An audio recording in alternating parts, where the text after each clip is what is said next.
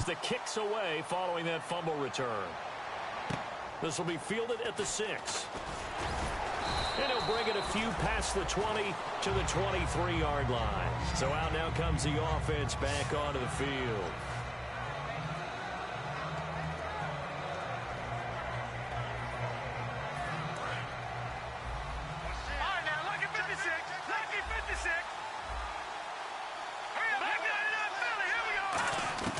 They'll try and start this drive in the air. He's got time in the pocket. He's going to let this, and that's caught inside the 35. And he finally goes down, but not before reaching the 21. And at this stage, down in the second half, looks like they just wanted to find a way to get it in the hands of their playmaker, and they did. I think you're exactly right. I don't think the coordinator's looking at his play sheet and trying to figure out which play will work well. He's trying to figure out how to get the ball to the playmaker that you just described. Looking down at that sheet, you find people plays, not necessarily X's and O's, and that's exactly what they did there. After all the preparation, all the practice, a play like that will absolutely break your heart. They had everything they wanted, just unable to complete it. In the end zone, a big-time drop. To the right side, it's Kelsey. A nice pick up there, 10 yards, and it'll move the sticks. And there's a completion to the tight end. And look at the size of these players nowadays. At that spot, 6'4", 6'5", and up. A lot of guys used to be basketball players, somehow came back to football. And that's really good for the game of football. You're getting better athleticism. And he's going to be intercepted a third time. A great read, and it's picked off. And he'll be brought down at his own 10-yard line. And out now comes Jacksonville as they get ready to go. And they were able to punch it in the end zone last time. They'll be looking to do that again here for the defense. Obviously, they'll be looking to stop them from punching it back in the end zone.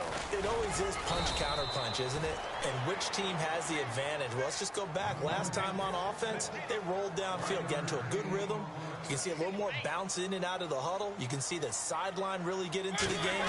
So defensively, you're thinking to yourself, how do we take that away from them? How do we get the advantage back? Let's see what they come up with. I think pressure is always the first way to go. You love pressure. I love it. We'll see if they dial it up this drive. When you see zone defense and you know you've got a drag route on as your primary call, you've got to be really careful as a passer about how far you let your guy go because he might wander into some tough coverage.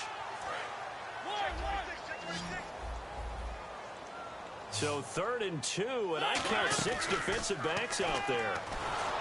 Here's Mariota. Oh, the ball comes out on the hit, but they'll say it's incomplete. Well, an incomplete pass certainly doesn't look like a good play. For the guy throwing it today, as many interceptions he's thrown, he's got to feel a sigh of relief that the ball actually hit the ground and didn't go in the other direction. And taken right on the 30. Almost outkicked his coverage there. 48-yard punt, but 10 on the return. And the offense will take over with a new set of downs.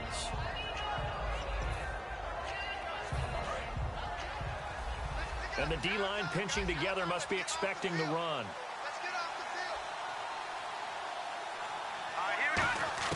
Trying to shake off the interception. He'll look to throw. And he'll be hit as he releases it, and that'll fall incomplete.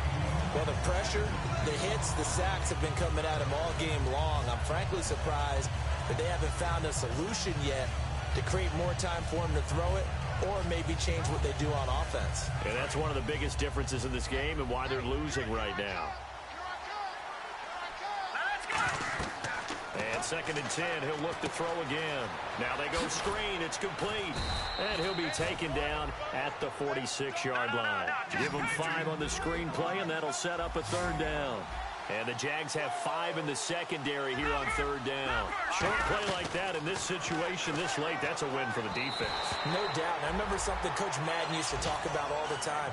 Sometimes you can't just take what the defense gives you. You have to take what you need. And in this case, the offense is taking what the defense is giving them, not what they need.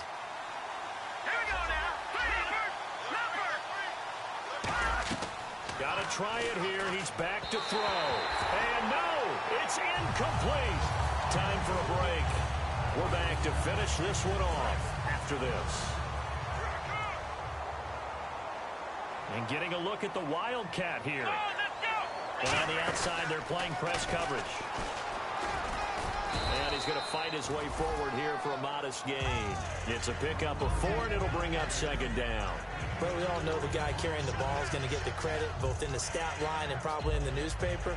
But guess what? Those guys creating holes, they couldn't feel better about themselves right now. Offensive line, tight end, probably even the wide receivers are involved.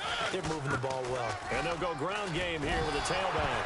And he loses the football the second time. And they have the football and will set up shop at the 33-yard line. And now back out comes the offense. And last time they were very fortunate, this offense. They went for it on 4, turned it over in their own territory, but the other guys held up. They didn't give up any points. So how about the guy with the #1 headset on the sidelines, the head coach? That was planned going into it, not necessarily to not get the first down or to have the defense have to hold But he up. trusted his defense. Trusted his defense very much, and I think that's how he's going to play this game. Go for it, be aggressive, because I've got the wild bunch backing me up over here on my own sideline. Now we'll see what his offense can do. He'll try again with the arm here on second down. And his throw here is incomplete. My high school coach, John Ford, used to say all the time, if you're in a bad situation, laddie, don't compound it with a bad decision as well. And I think that's what we just saw there. Harassed in the pocket, and he throws into double coverage anyway. He called you laddie? He called me laddie, and that was the nicest thing he called me.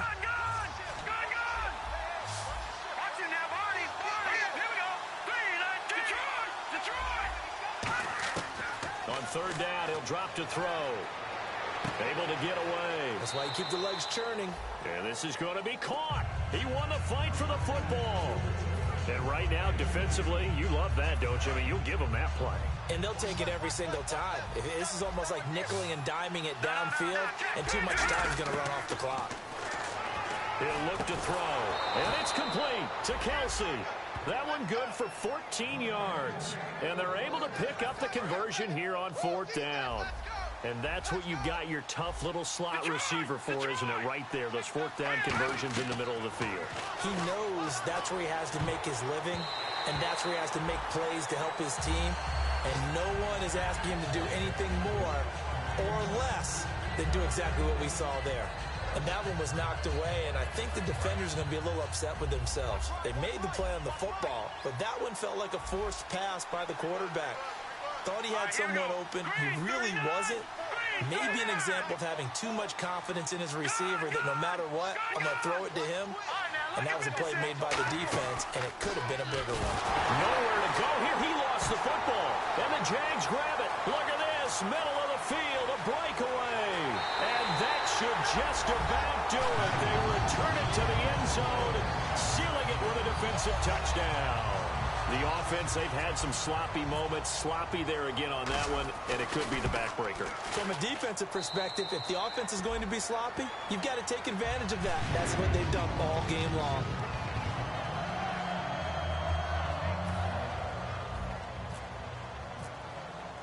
So here's the kickoff now as they'll get it again following that fumble return for a score. This one fielded at the 5. And he's up across the 25 and down at the 28-yard line. And here now the offense heading back out there. They're down big here late. I don't know. You just one last drive here for pride. Some people like to do that.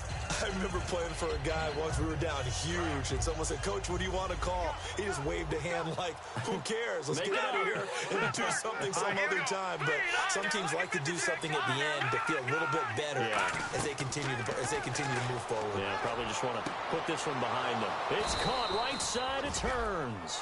It's a gain of 24 that time, and that'll be good enough for the first. And quickly they get to the line. On first down, he'll drop to throw. And he's got his man out of the backfield. That's complete. A very solid gain of 27. Looking to jam the receivers at the line here. Press coverage look defensively. Here we go. 3-19. In motion, the tight end, Kelsey.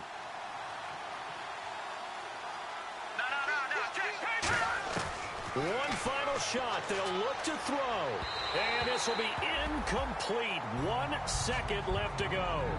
It appears that the pressure is affecting him today. Normally, he knows exactly when to get rid of the football. But today, because he's been hit a few times, he's getting rid of it a little bit too quickly. Offense still needing 10 yards. Second down.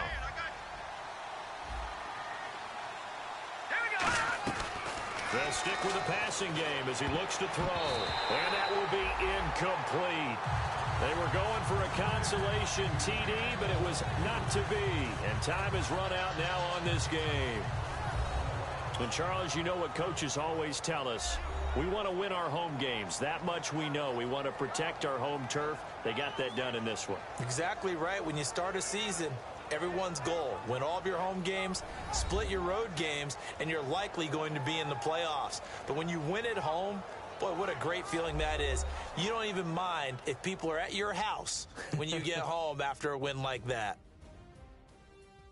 So for Jacksonville, they use the favorable early schedule to their advantage as they move to 2-0. And they'll hit the road next week to take on the Denver Broncos. Meanwhile, for our visitors, they'll drop to 0-2. And they'll be back home next week for a date with the New York Jets. So that'll just about do it for Charles Davis. I'm Brandon Gaudin. You've been watching the NFL on EA Sports. For more, log on to easports.com. The Jaguars are winners here as we say so long from Jacksonville.